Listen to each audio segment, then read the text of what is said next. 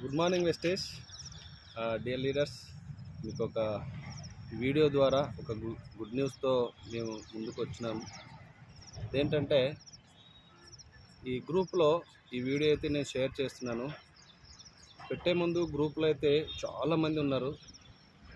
So గ్రూప్లో ఎంతమంది అయితే ఉన్నారో వెస్టీజియన్స్, డిస్ట్రిబ్యూటర్స్, లీడర్స్, మీ కొరకే నేను ఈ వీడియో తీయడం జరుగుతుంది. సో గ్రూప్లో దాదాపుగా చాలామంది ఉన్నారు, రెస్పాండ్ కావడం లేదు. ఎందుకు అనేదానికి చాలా కారణాలు ఉండొచ్చు, కానీ ఎలా అనేదానికి సొల్యూషన్ ఉంది. ఎందుకు అనేదానికి కారణాలు ఉంటాయి, ఎలా ముందరకు పోవాలనే దానికి సొల్యూషన్స్ చాలా ఉన్నాయి. సో ఆ సొల్యూషన్స్ కొరకి మేము ముందుకు వస్తున్నాము.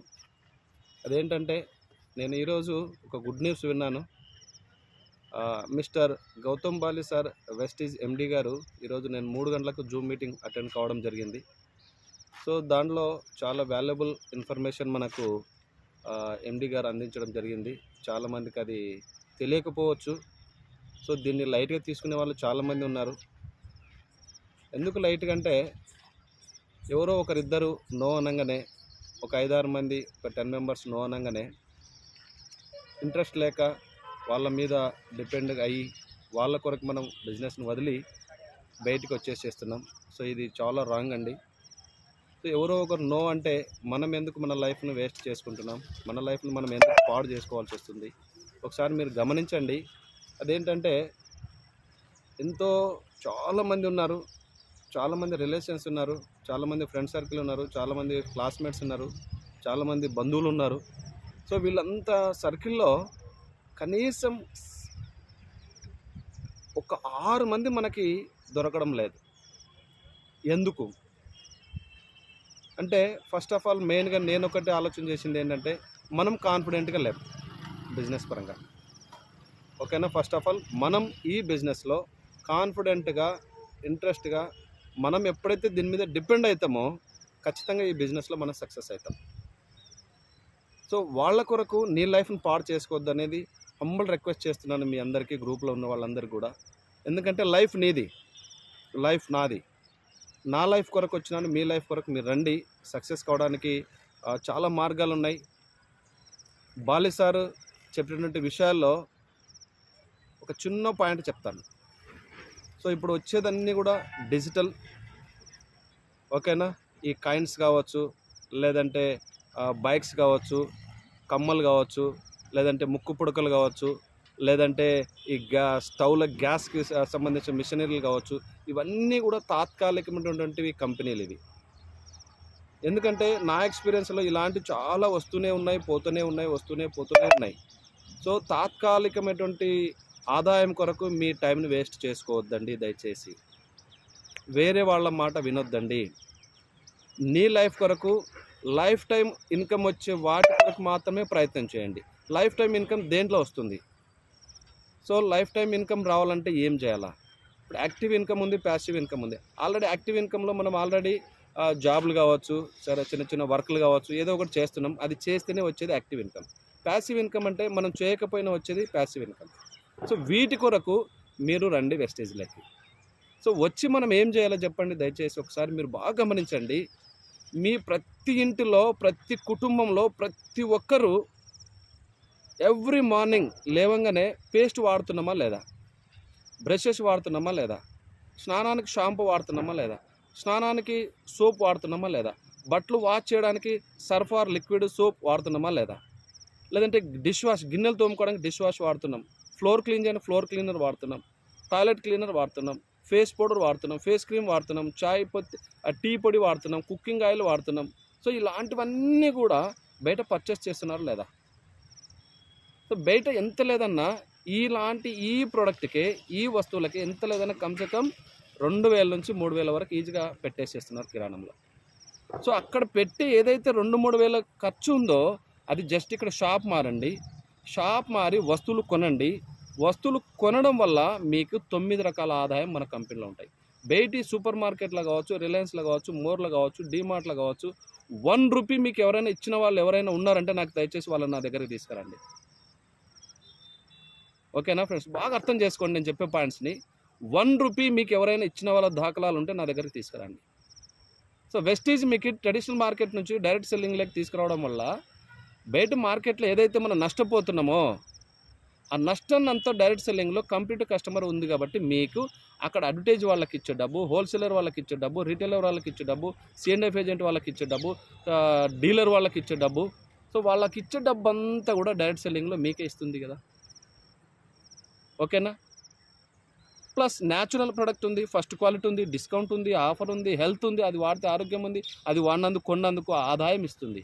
సో ఇలాంటి కంపెనీ మీరు ఎందుకు నెగ్లెక్ట్ చేస్తున్నారు ఒకసారి బాగా ఆలోచన చేయండి. సరే వెస్టీజ్ వద్దు, బయట అయితే మార్కెట్లో మీరు కొంటున్నారు కదా, బయట కొనే అదే డబ్బుతో కనీసం ₹1000 కొనలేమా మనం? అలాంటి ₹1000 కొనడంలో ఒక 10 మెంబర్స్ని చేయలేమా 1 మంత్లో? ఆ 10 మందిని తీసుకుపోయి మళ్ళీ 10 మందితో కూర్చొని మోటివేషన్ చేసి ఆ 10 మంది ఒక్కరొకరు చెప్పిన 20 మెంబర్స్ అవుతారు కదా. ఆ 20 మెంబర్స్ కూర్చోబెట్టుకొని మోటివేషన్ చేసి ఆ 20 మెంబర్స్ మళ్ళీ ఒక్కరికి చెప్పినా కూడా 40 మెంబర్స్ అవుతున్నారు కదా. సో ఇలాంటివి మల్టిప్లై చేయండి ఒకసారి. మల్టిప్లై చేస్తే ఒక 6 మంత్స్ తర్వాత ఎక్కడికో వెళ్ళిపోయింటే నీ టీం. సో దానివల్ల నీకు బెనిఫిట్ ఇస్తుంది. ఇలాంటి ఇంత మంచి ఆపర్చునిటీ ఉన్నందుకు మీరెందుకు ఎవరినో చూసి వాళ్ళు ఒకరిద్దరు ముగ్గురు నో అంటే మీరెందుకు బ్యాక్అవుట్ అవుతున్నారు? లైఫ్ ఉంది ఫ్రెండ్స్, ఒకసారి బాగా ఆలోచన చేయండి.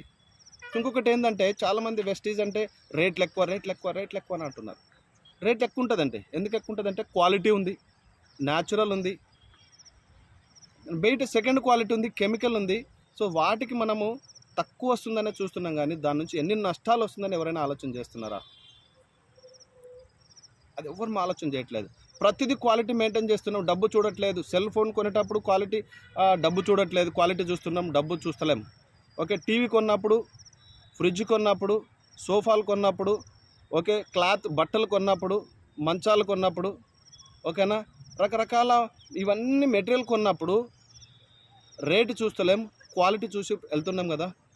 సో మన బాడీలో అది తాత్కాలికమైనటువంటి వస్తువులు బయట కొనేటివి.